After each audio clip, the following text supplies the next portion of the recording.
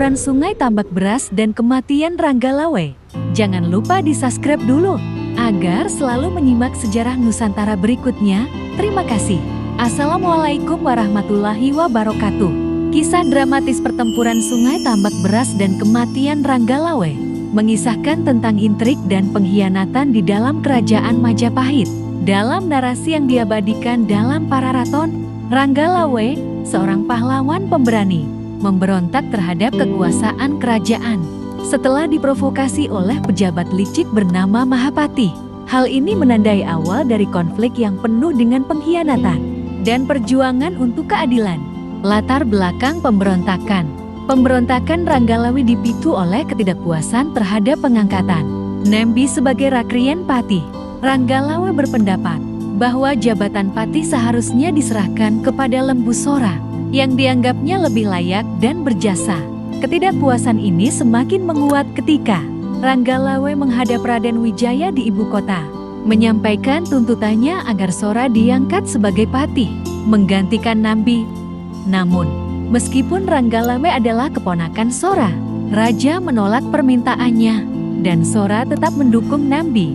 Merasa diabaikan, Ranggalawe melampiaskan emosinya dengan mengacaukan halaman istana. Sora yang mencoba menasihati Ranggalawe untuk bersikap tenang dan meminta maaf, hanya membuat Ranggalawe semakin marah dan memutuskan untuk kembali ke Tuban. Intrik Mahapati. Di tengah ketegangan ini, Mahapati mengambil kesempatan untuk menghasut Nambi, melaporkan bahwa Ranggalawe sedang merencanakan pemberontakan di Tuban.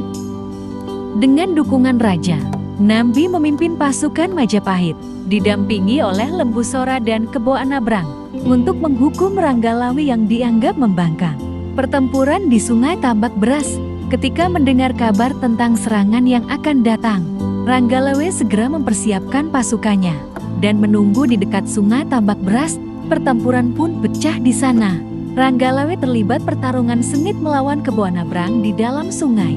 Meskipun Ranggalawe memiliki keberanian yang luar biasa, Kebo Anabrang yang memiliki keahlian berenang akhirnya berhasil membunuhnya dengan cara yang kejam. Kematian Ranggalawe dan akibatnya, melihat keponakannya disiksa hingga mati, Lembu Sora tidak tahan menyaksikan tragedi tersebut.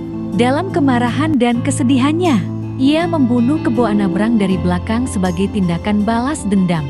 Tindakan ini mengarah pada konsekuensi tragis bagi Sora, yang pada akhirnya mengantarkan pada kematiannya di tahun ke-1300. Kisah Ranggalawe dan pertempuran di Sungai Tambak Beras mencerminkan betapa dalamnya intrik politik dan hubungan kekeluargaan di dalam kerajaan Majapahit, serta dampak dari ambisi dan pengkhianatan yang merenggut banyak nyawa. Sejarah ini menjadi pengingat akan harga yang harus dibayar dalam perjuangan untuk keadilan dan kekuasaan. Demikianlah sejarah Nusantara kali ini, dan nantikan sejarah berikutnya. Terima kasih. Wassalamualaikum.